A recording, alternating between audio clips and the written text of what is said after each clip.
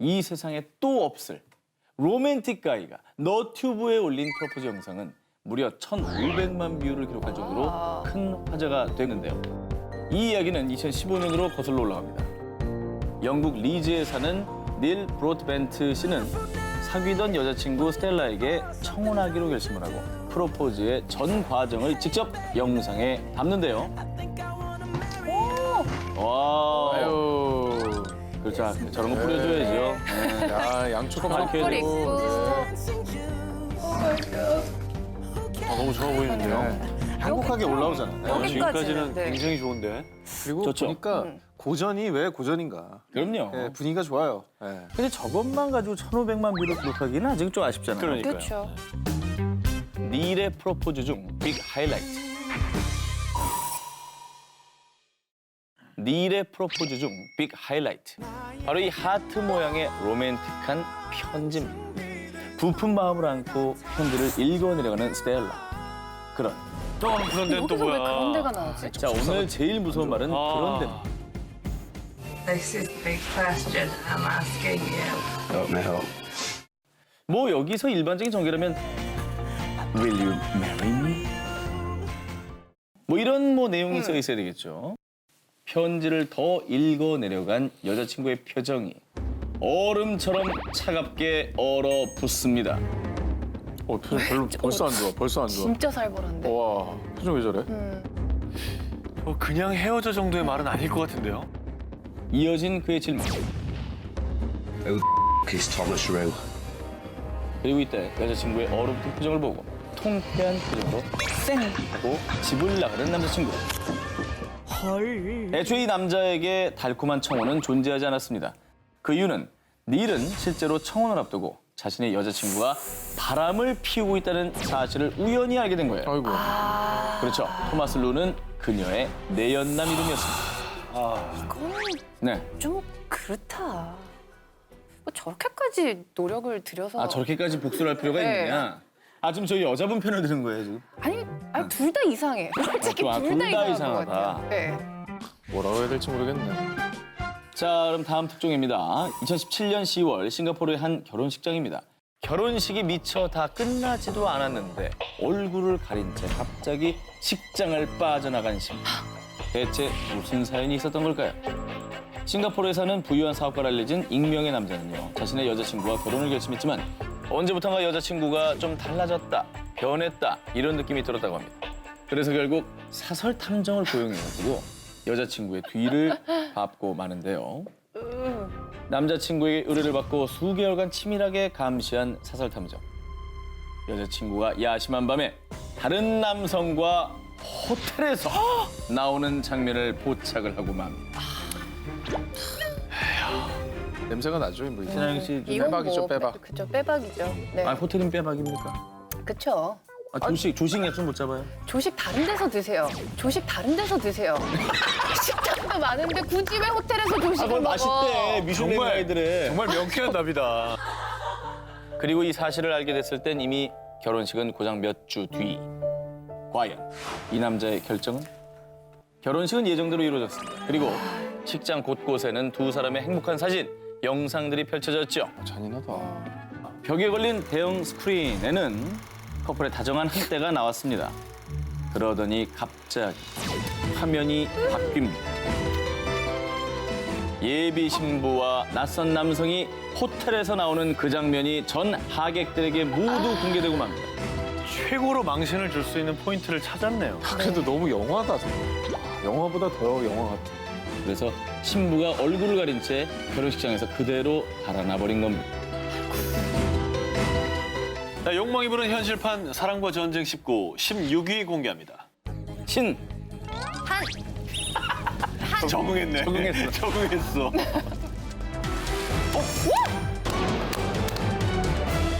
빌보드의 음원 깡패이자 21세기 최고의 팝스타 리한나와 제2의 마이클 잭슨이라 불리던 크리스 브라운인데요. 2007년 크리스 브라운과 리한나는 한 시상식의 컬래버레이션 공연을 준비하며 사랑을 꽃피우게 됩니다. 그리고 두 사람은 쿨하게 열애를 인정하며 2008년 할리우드 공식 닭살 커플이 됐는데요. 그런데 1년 뒤인 2009년 이 둘은 미국에서 가장 권위 있는 음악 시상식인 G 어워드 합동 공연을 하루 앞두고 이거 뭐야? 이 여자랑 대체 어디까지 간 거야? 네가 내 와이프라도 돼? 나 좀 내버려 둬. 어? 난 프리하고 싶어. 프리! 그만해! 갑자기 무슨 아저씨 발성을 하가지고 아니 갑자기 무슨 발성이야? 리한나가 그만 크리스 브라운의 휴대폰에서 바람을 피운 여성과 나눈 메시지를 보고만 겁니다. 아이고야야야. 초반엔 언쟁이 오가다가 점점 싸움이 번졌고요. 크리스 브라운은 무지막지한 폭행까지 진짜. 행세하고 맙니다.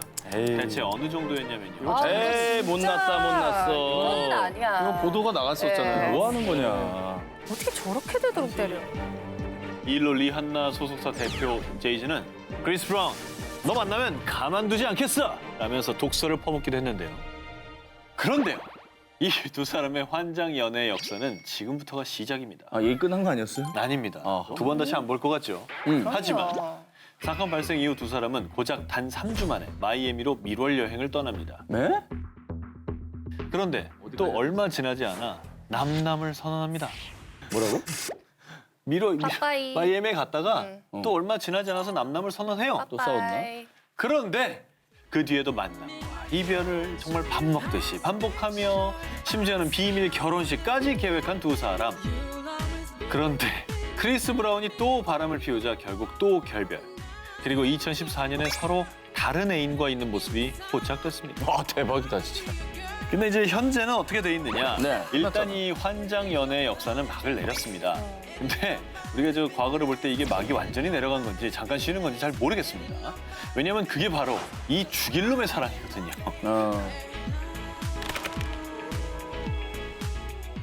욕망이 부른 현실판 사랑과 전쟁 19 15위 공개해주세요. 사람의 탈을 쓴 짐승남? 2015년 도미니카 공화국의 한 호텔에서 동료로 만난 아도니스와 맥길리오. 하니 죽을 때까지 너만 사랑할 거야. 우리 곧 카리브 섬에 가서 예쁘게 살자. 달링은 너무 스윗해. 스윗해. 아도니스 나도 사랑해. 진짜 싫다. 신하영 씨가 이런 스타일이 아니거든요. 네. 자, 그렇게 불꽃 같은 사랑을 했고요. 만난 지 1년 만에 둘은 사랑의 결실을 보게 됩니다. 바로 둘 사이에 예쁜 베이비가 생겼기 때문이죠. 아, 이거 좋네요. 좋은 일이에요. 좋은 일이에요. 해피엔딩 아닙니까? 세상에 그럼. 굉장히 아름답기 시작하네. 자, 여자친구 맥길리오는 출산 준비를 위해 고향 스코틀랜드로 돌아가야 했는데요. 안타깝게도 남자친구 아도니스는 비자가 거부돼서 함께 갈 수가 없게 됩니다. 그리고 비록 남자친구는 함께하지 못했지만 가족들의 보살핌과 축하 끝에 예쁜 아들 디에고가 탄생했습니다. 자, 모두에게 축복을 받던 그때 맥길리온 사진 봐봐. 너 애기 낳느라 머리 다 빠질 때 네 남자친구 다른 여자하고 결혼했어. 뭐야? 결혼했다고? 뭐야 이게? 정말 믿기지 않겠지만 맥길리온의 친구가 얼굴책 메신저로 보내온 사진 속엔 정말로 남자친구가 웨딩드레스를 입은 여자를 껴안고 있었습니다. 아이, 닮은 사람이겠지. 뭐 하는 짓이야? 그녀가 생사를 오가며 아기를 낳을 때 남자친구, 아니 이 아버지라는 작전은 다른 여성과 결혼식을 올린 겁니다. 동일인이야? 자, 미친 거지. 저기 방송을 하세요. 네. 여기 지금 개모임 나온 줄 알았어요. 죄송합니다. 집중하시고. 예. 너무 몰입을 해갖고. 네. 그리고 그때 그 내연녀에게도 카리브 섬에서 살자는 말을 했다고 합니다. 아까 그 맥길리온한테도 했던 말이죠. 거기 멘트가 똑같네. 고정 멘트네 고정 멘트. 꼭 똑같아.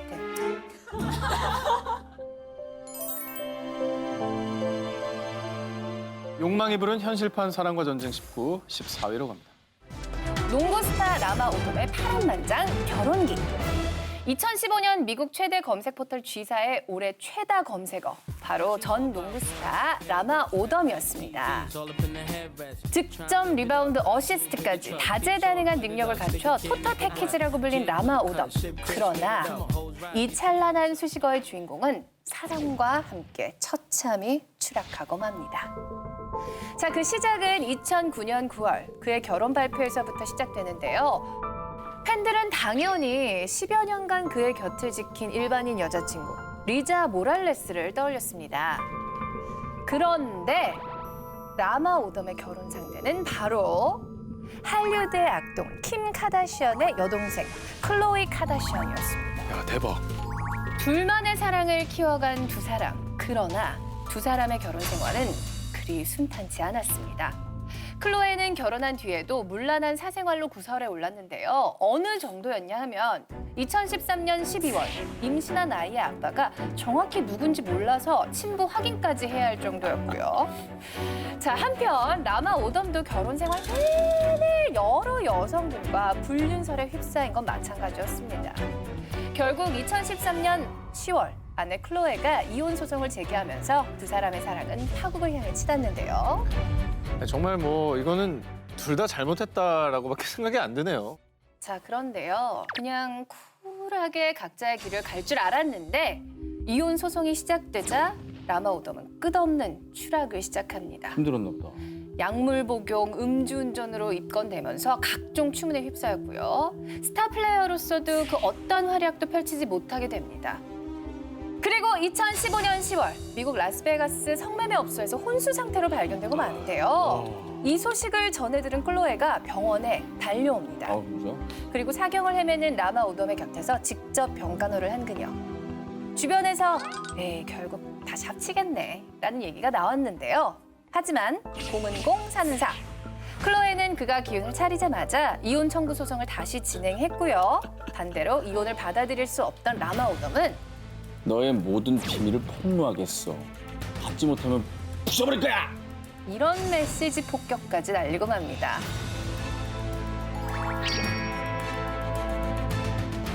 욕망이 부른 현실판 사랑과 전쟁 19, 13위 공개합니다.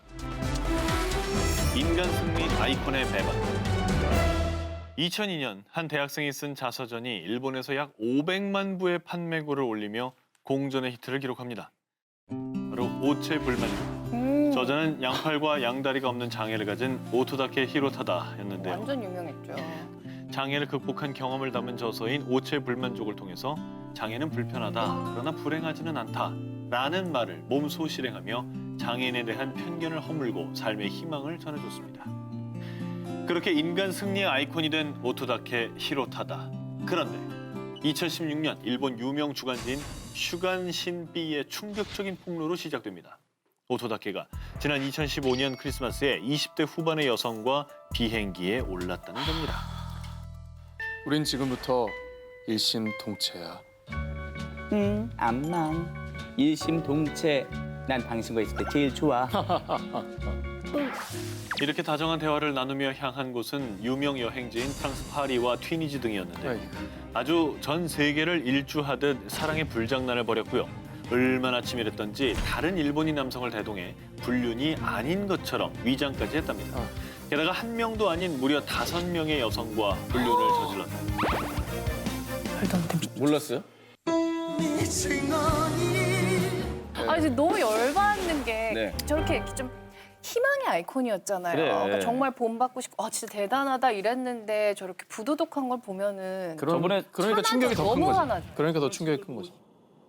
이 사건은 거의 실시간으로 보도가 되면서 일본 전역, 아니 전 세계가 깊은 분노를 느꼈고요. 그는 공식 홈페이지를 통해 저의 부도덕 때문입니다.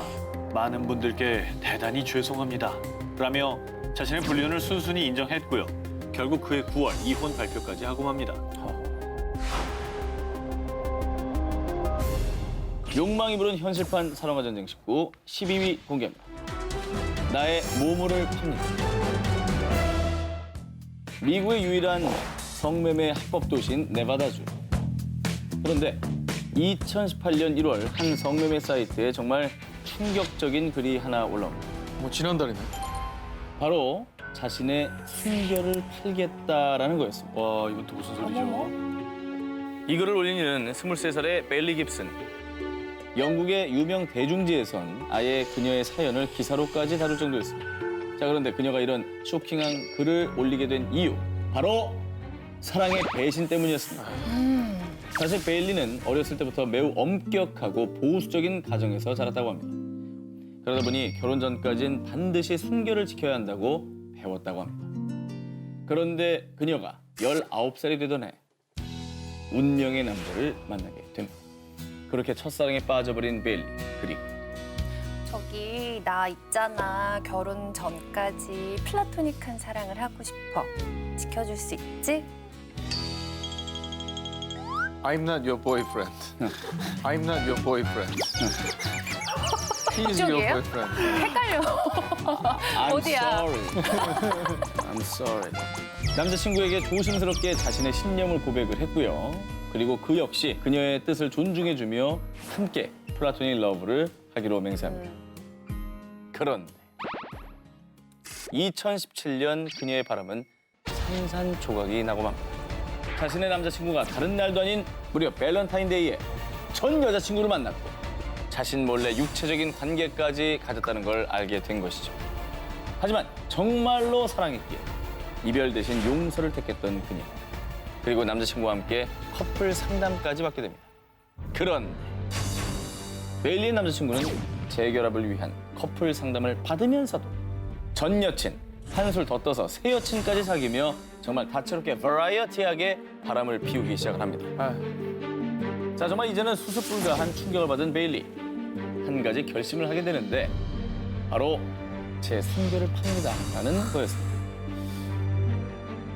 참 안타까운 게 이런 뭐 베일리 같은 상황이면은 아무리 주변에서 잘 됐다, 뭐 네 짝이 아니었어 해도 안 들린다. 안 들려, 안 그러니까 들려. 저렇게 하는 거지. 들리게 그게 언니가 좀 안타까워. 얘기해봐. 오케이, he's not worth it. 걔는 그럴 가치가 없어요. He's so not worth it. 아, 마더파. 아 열받잖아. 갑자기 마더파더 젠틀맨이 하면 그게. 아 열받잖아. 욕망이 부른 현실판 사랑과 전쟁 19, 이번엔 11위를 공개하겠습니다. 현실판 화차, 내 아내의 정체. 2015년 9월 강릉의 한 리조트. 결혼식을 앞둔 신랑과 신부가 다정한 모습으로 대기실로 향합니다. 그런데 잠시 후 예비 신부가 짐가방을 챙겨 내려오더니 황급히 택시를 타고 자취를 감추어 버립니다. 경찰에 신고하려던 그때 신부 측 하객석이 텅 빈 걸 발견하고 마는데요. 자, 그때야 뭔가 잘못되었다는 걸 깨달았지만 이미 너무 늦어버린 후였습니다. 그녀는 예물 비용 1,200여만 원, 결혼 비용 약 1,800만 원에 또 남편 고 씨의 계좌에 있던 돈까지 무려 약 8천만 원가량의 돈을 몽땅 들고 사라져 버린 겁니다. 자, 결국 신랑은 경찰에 신고를 하고 맙니다. 그런데 이때 믿을 수 없는 사실을 듣게 됩니다. 지금껏 자신이 알고 있던 아내의 모든 것이 가짜예요. 자, 지금 막 떠오르는 뭐야? 영화 있죠? 응. 영화 화차. 이 사람 강선영 씨 아닙니다. 처음 보는 얼굴인데요. 예? 그 영화 보면서도 저런 일이 있겠어. 실화냐? 생각했는데. 두 사람의 만남은 일단 1년 전 12월 경남 거제로 거슬러 올라갑니다. 자신을 32의 기간제 교사로 소개한 신 씨. 자, 비록 보육원에서 자랐지만 부산에서 큰 호텔을 운영하는 양부모님을 만나 부족함 없이 살아왔다는 가정사까지 털어놓은 그녀. 자, 고 씨는 40살이 되어서 찾아온 사랑인데다 자신에게 어려운 이야기까지 꺼내준 그녀에게 조금씩 사랑을 느꼈고요. 두 사람은 만난 지 한 달 만에 동거를 시작하게 됩니다. 자, 그런데 동거 3개월이 지날 무렵 오빠, 나 임신했어. 쌍둥이래. 그리고 두 사람은 그해 9월 결혼식을 약속하게 되었습니다. 결혼하자. 자, 그런데 경찰 수사 결과 밝혀진 그녀의 실체. 32이라고 속였던 그녀 실제 나이는 만 42세였고요. 이름도 가명, 또 기간제 교사도 역시나 거짓말. 그리고 밝힌 적 없는 이혼 경력까지 있었습니다. 게다가 일명 꽃뱀으로 불리는 사기꾼이었던 겁니다. 아유, 세상에. 진짜 말도 안 된다. 웬일이니.